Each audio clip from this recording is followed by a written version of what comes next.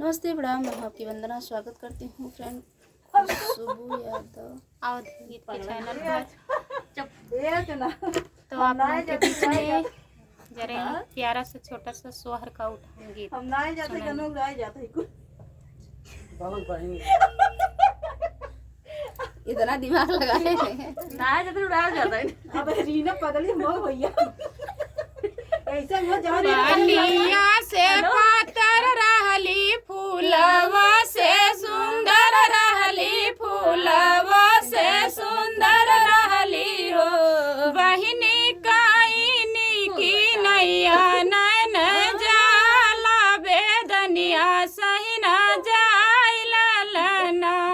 बहिनी काइनी के नैया नैन जाला बेदनिया सही न जाइलना अपन मम्मी हो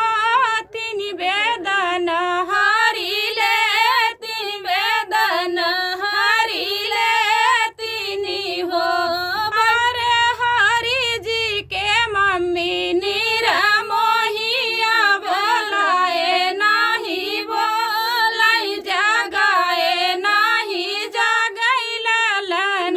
अरे हरी जी के मम्मी नीरा मोहिया बोलाए नाही बोलाई जगाए नाही जगैलना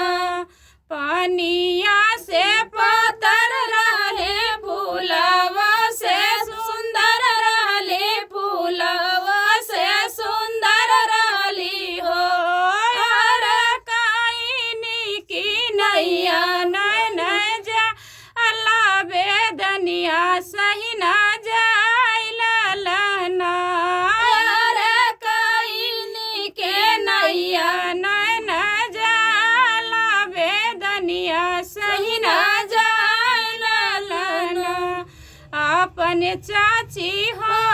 तिल दर्द हरी ले तिल दर्द हरी ले तीनी हो अरे हरी जी के चाची नीरा मोहिया बोलाए नाही बोलाई जगाए नाही जगई हो अरे हरी जी के चाची नीरा